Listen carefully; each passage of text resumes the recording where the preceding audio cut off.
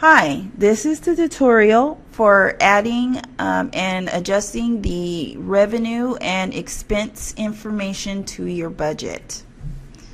Let's go ahead and begin. Let's start by looking at the expense side of the budget. So to navigate there, you go to Base Departments under Expense Budget, and it's also available here where you just saw me click. And that brings us to this screen. You can look for the department. We're going to go with Executive Office because that's the example that we have been using so far. And we're going to do a search. And notice that there are all these different budget, department ID and fund combos available. Then we've got just the requested scenario. And then we have the different appropriations. So I'm going to be a little more specific about my search. I'm just going to pick this one, do a search, and then I'm going to focus on making changes to this particular budget. Now keep in mind with a lot of these, you can save them as another scenario, and then you can build different budgets and different scenarios and then transfer or copy the new scenario over as a requested and use that to submit to the executive office. So let's go ahead and get started here. Let's make some changes to a Prop 2. Prop 2 are your supplies and services budget.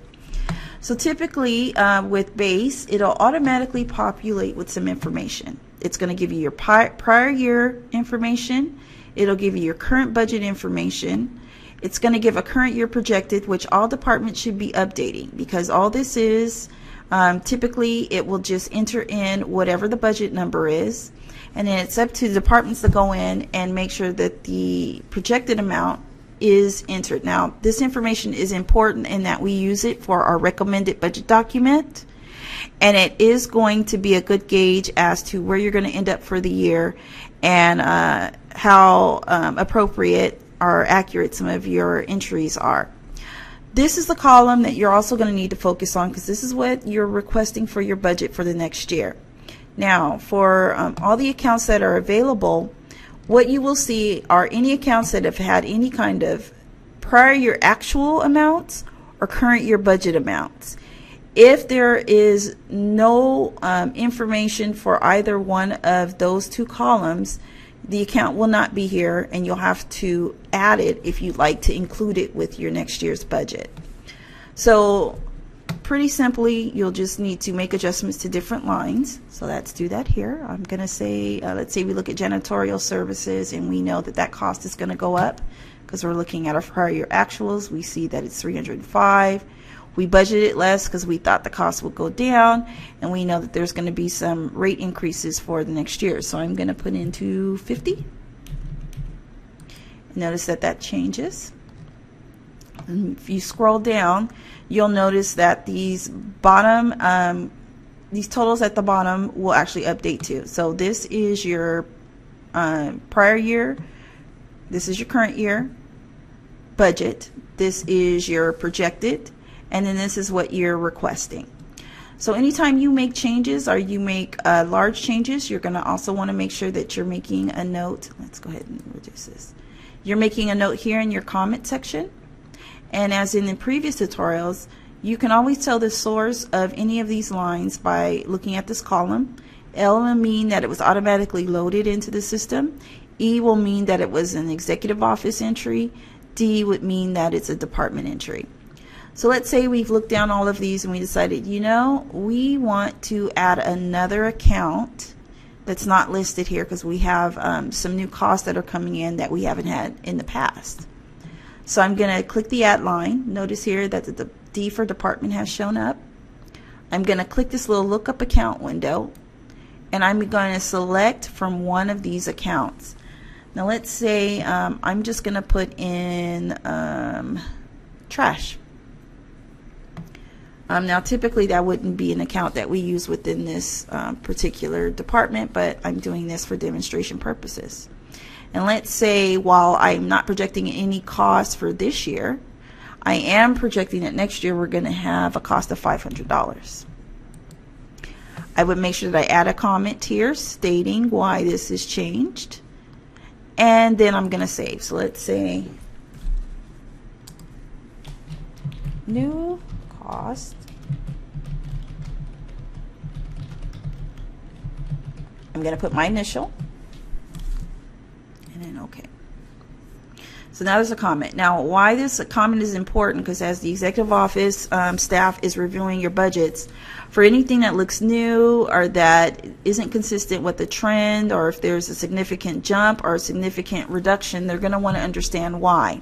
If you document your reasoning behind some of the changes that you're making to your budget within this comment section, then it reduces the amount of calls and time that the executive office will need to do to clarify what is happening. So let's say that I did not include a comment here. I may get a call from the executive office asking about that particular line item, and just to verify that I didn't enter in the wrong account code or something like that.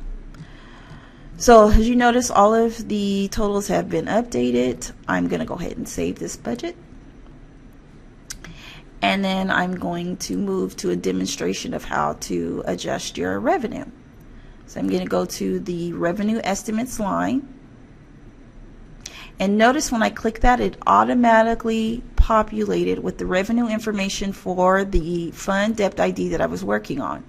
If you want to start a whole new depth ID, you can go ahead and scroll, navigate to departments, and then you click on revenue estimate, and it'll give you the window that allows you to select which particular fund depth ID combo you want to work in within your department.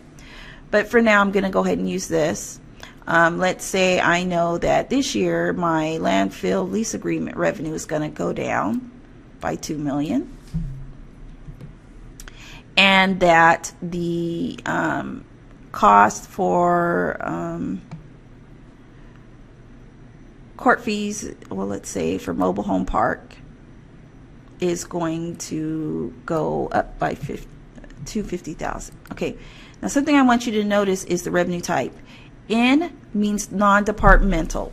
So although you may make changes to that particular line, please keep in mind that it will not have any direct impact to your operational cost.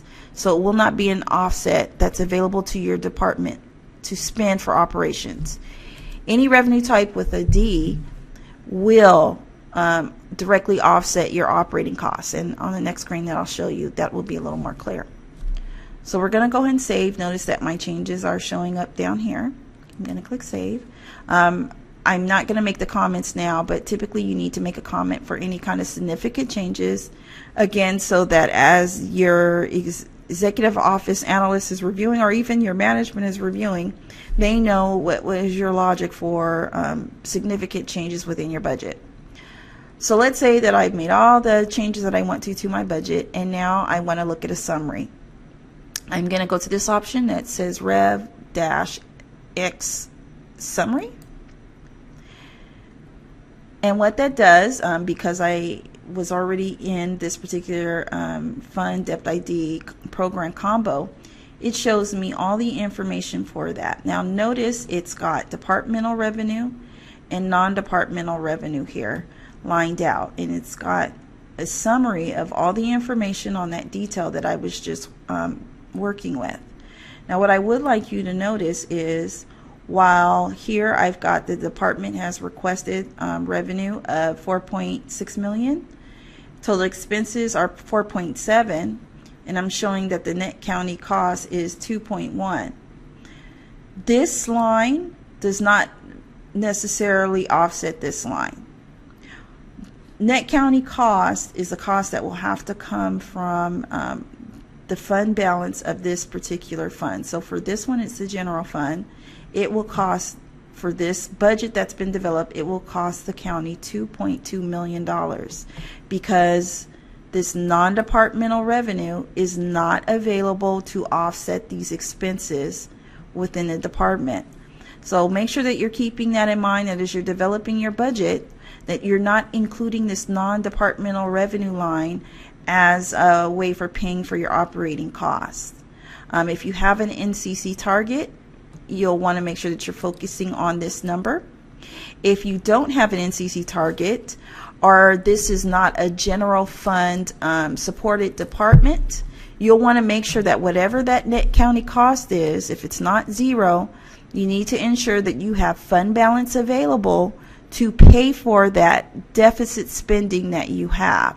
So if the non-departmental revenue comes in and it's going to help with that deficit spending, that would be fine. But if you have no non-departmental revenue and you have a net county cost that hits a fund balance, if you don't have significant fund balance reserves available to cover those costs, we'll have to make some adjustments to your budget. One other thing I like to show as far as entering in your expense and revenue costs is the revenue and expense monthly projections. All departments are required to put this information in. So for executive office, notice right now that it's saying that no matching values were found.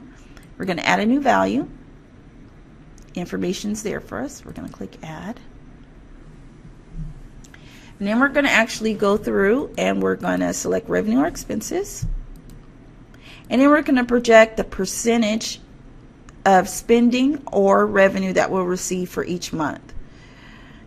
So for this one, let's say we project that 10% each, we'll spend 10% of our expenditures each month.